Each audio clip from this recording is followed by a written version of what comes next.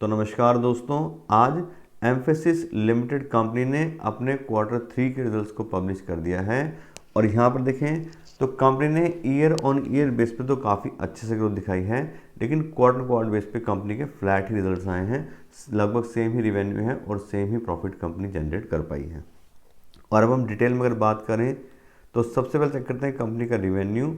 और इस क्वार्टर में कंपनी के रिवेन्यू आए हैं 3,506 करोड़ रुपए, जबकि पिछले क्वार्टर में 3,520 करोड़ थे। और पिछले साल के दिसंबर 2021 के क्वार्टर में कंपनी के रिवेन्यू 3,124 करोड़ थे। यहाँ पे देखें तो क्वार्टर बेस पे कोई भी ग्रोथ नहीं आई है कंपनी के रिवेन्यूज़ में, सेम से रिवेन्यू हमें दिख रहे हैं।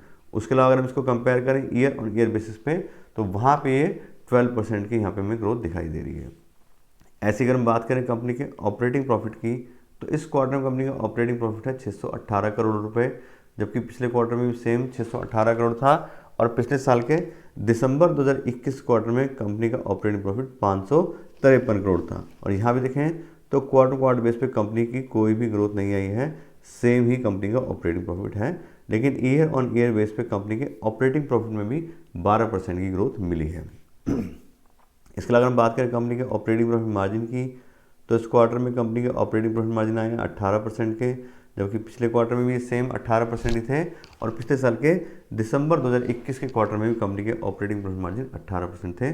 तो क्वार्टर बेस पे भी और ईयर ऑन ईयर बेसिस पे भी दोनों बेसिस पे कंपनी के ऑपरेटिंग प्रॉफिट मार्जिन जो है वो सेम ही है।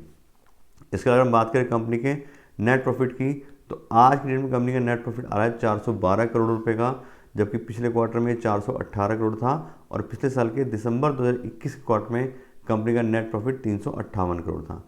यहाँ पे देखें तो क्वार्टर बेस पे कंपनी का नेट प्रॉफिट 1% से कम हुआ है, यानी कि ग्रोथ की जगह इसमें डिक्लाइन आया है। लेकिन ईयर ऑन ईयर बेस पे देखें तो कंपनी के नेट प्रॉफिट में 15% की ग्रोथ आई है। इसके अलावा अगर हम बात करें कंपनी के अर्निंग पर शेयर की तो इस क्वार्टर कंपनी की अर्निंग पर शेयर है 21.89 रुपीज़, जबकि पिछले क्वार्टर में 22.24 थी। और पिछले साल के दिसंबर 2021 क्वार्टर में कंपनी की अर्निंग पर शेयर 19.08 रुपीज़ पर शेयर थी। और यहाँ भी देखें तो क्वार्टर बेस पे कंपनी की अर्निंग पर शेयर में 2% का डिक्लाइन आया है, यानी ग्रोथ की जगह वो डिक्लाइन हो गई है। और ईयर ऑन ईयर बेस पे चेक करें तो 15% इंक्रीमेंट यहाँ पे अर्निंग पर शेयर में है। और इसके अलावा अब अगर हम बात करें कंपनी के शेयर प्राइस और वैल्यूशन की तो आज की डेट का कंपनी का शेयर प्राइस आ रहा है 2067 रुपीज़, यानी कि 2067 रुपये पर शेयर। और आपको बता दें इस शेयर प्राइस के हिसाब से कंपनी आज की में एक अंडर वैल्यूड कंपनी है। और कंपनी का जो प्राइस बाय अर्निंग रेशियो चल रहा है वो है आज की डेट का 29 और सेक्टर का पी वाई भी 30 चल रहा है। तो सेक्टर की पी वाई के हिसाब से ये कंपनी भी सेम प्राइस पे ही है। और इस कंपनी को हमने डिस्काउंटेड कैश फ्लो एनालिसिस के हिसाब से चेक किया है और उस हिसाब से कंपनी आज की डेट में एक अंडर वैल्यूड कंपनी है। और कंपनी अपनी फेयर वैल्यू के 55% पे अवेलेबल है, यानी कि 55 के हिसाब से हो गया 45% का डिस्काउंट, ये मार्जिन ऑफ सेफ्टी इस कंपनी में मिल रहा है, जिसको हम अगर चाहें तो सस्ते दाम पे परचेज कर सकते हैं।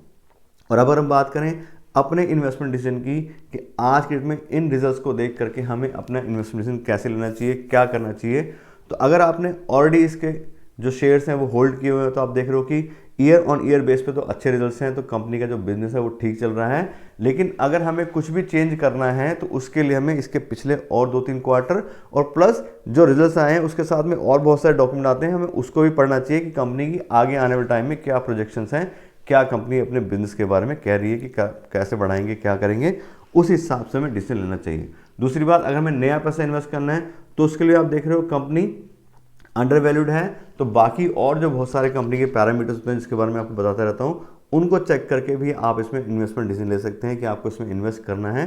तो मेरे हिसाब से अंडर वैल्यू तो है ही है, लेकिन बाकी सारी चीज़ चेक करके हम इसमें इन्वेस्टमेंट के लिए भी इसको देख सकते हैं। तो आज के रिजल्ट्स के बारे में आपको डिटेल नॉलेज दे दी है। आशा करते हैं आपको वीडियो अच्छी लगी होगी। अगर आपको वीडियो अच्छी लगी हो तो उसको लाइक और शेयर ज़रूर कीजिएगा और साथ साथ मेरे चैनल को भी सब्सक्राइब कर लीजिएगा।